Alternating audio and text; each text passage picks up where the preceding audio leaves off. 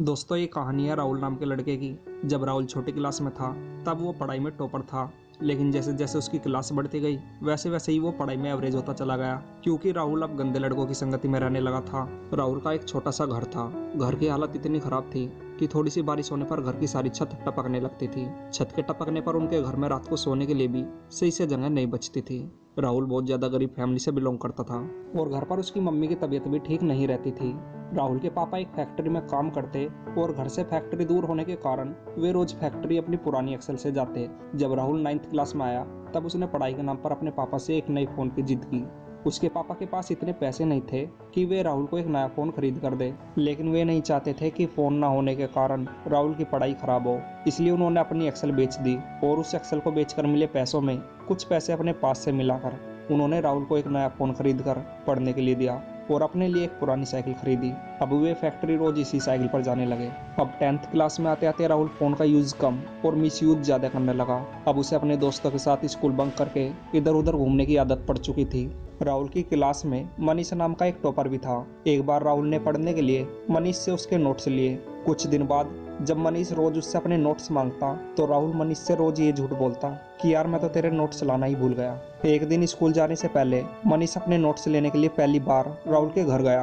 राहुल के घर की हालत को देखकर मनीष दंग रह गया। जब वो घर के अंदर गया तो उसने देखा कि राहुल की माँ को रोटियां बनाने में बहुत परेशानी हो रही थी। ये सब देखकर मनीष ने राहुल को आवाज़ दी और उसे बाहर आने के लिए कहा। जब राहुल घर से बाहर आया तो मनीष ने पूछा कि राहुल क्या ये तुम्हारा घर है? राहुल बोला हाँ ये मेरा घर है। मनीष ने फिर पूछा कि तुम्हारी मम्मी को रोटियां बनाने में इतनी परेशानी क्यों हो रही थी? राहुल ने बताया कि मम्मी की रीढ़ की हड्डी में दिक्कत है, जिसके कारण डॉक्टर ने उन्हें ज़्यादा देर तक बैठे रहने के लिए मना की है, लेकिन मम्मी मानती नहीं और मेरे स्कूल जाने से पहले मुझे रोज रोटियां बना कर देती है।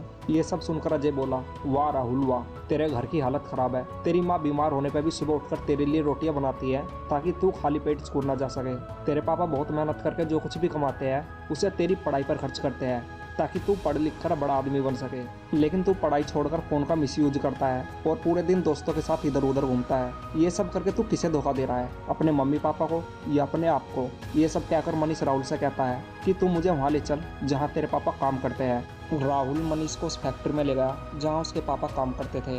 वहाँ राहुल के पापा अपने मजदूर साथी के साथ बैठकर बातें कर रहे थे। उनका पूरा शरीर पसीनों से तर था। काम करके उनके शरीर में बहुत ज़्यादा पेन हो रहा था। वे दूसरे मजदूर से कह रहे थे कि यार घर पर मेरी पत्नी बीमार है और उसकी दवाई लाने के लिए मेरे पास पैसे भी नहीं है। यहाँ इतनी मेहनत करने के बाद जो कुछ भी कमाता हूँ उससे सिर्फ घर का खर्चा ही चलता है और अभी मुझे अपने बेटे की 6 महीने की फीस भी जमा करनी है। यार जिंदगी नर्क बन चुकी है, ऐसी जिंदगी से तो मर जाना ही अच्छा है। बस अब मेरे जीने की आखिरी उम्मीद मेरा बेटा ही है। वे कह रहे थे कि यार मेरा बेटा पूरे दिन फोन से पढ़ता रहता है, तू देखना एक दिन मेरा बेटा कलेक्टर जरूर बनेगा और जिस दिन वो कलेक्टर बनकर घर आएगा उस दिन मैं उसे खुद से लूट मारूंगा। तभी वहाँ फैक्ट्री का मालिक आता है और राहुल के पापा और उनके दोस्त के साथ गाली गलौज करके उन्हें काम करने के लिए कहता है और फिर राहुल के पापा थके होने पर भी दोबारा काम करने के लिए चले गए। ये सब बातें राहुल और मनीष ध्यान से सुन रहे थे। तब मनीष बोला देख देख तेरे पापा को तुझसे कितनी उम्मीदें हैं, क्या ऐसे तू उनकी उम्मीदों पर खरा उतर पाएगा? तेरे पापा इतनी मेहनत करके तुझे पढ़ा रहे हैं ताकि तू अच्छी जिंदगी जी सके। क्या तेरे लिए ये फोन तेरे मम्मी पापा से बढ़कर है? क्या तेरे लिए ये दोस्त तेरे मम्मी पापा से बढ़कर है जो जिंदगी में सिर्फ कुछ समय के लिए आते हैं और कुछ समय बाद वापस चले जाते हैं? ये सब देखकर और सुनकर राहुल की आंखों से आंसू टपक गए। उसने निश्चय किया कि वो कलेक्टर बनकर अपने पापा का सपना पूरा जरूर करेगा और उसके अंदर से चीख उठी थी कि मुझे कलेक्टर बनना है तो बस बनना है। जैसे ही उसके अंदर से ये चीख उठी उसके दिमाग में हर वक्त ये लक्ष्य रहता कि बस उसे कलेक्टर बनना है और उसके लिए उसे पढ़ना होगा।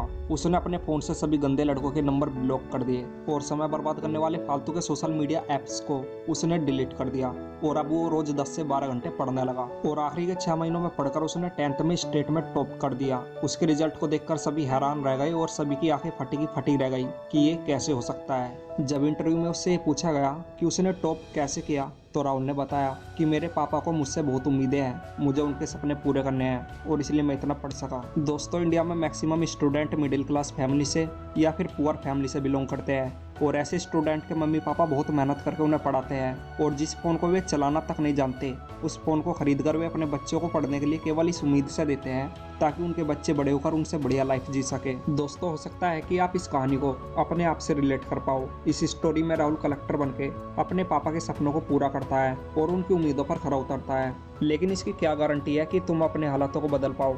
गारंटी है दोस्त, गारंटी है। जिस दिन तुम्हारे अंदर से ये आवाज़ आएगी कि तुम्हें अपने मम्मी पापा के सपने पूरे करने हैं, जिस दिन तुम्हारे अंदर से ये चीख उठेगी कि तुम्हें अपने हालातों को बदलना है, उस दिन तुम पढ़ना शुरू कर दोगे। बस ज़रूरत है तुम्हारे अंदर से एक आवाज़ की जो तुम्हें पढ़ने के लिए मजबूर कर दे। दोस्तों, जब पढ़ाई छोड़कर दोस्तों के साथ घूमने का मन करे तो एक बार अपने हालातों और अपने मम्मी पापा की ओर देख लेना जो दिन रात मेहनत करके तुम्हें पढ़ा रहे हैं।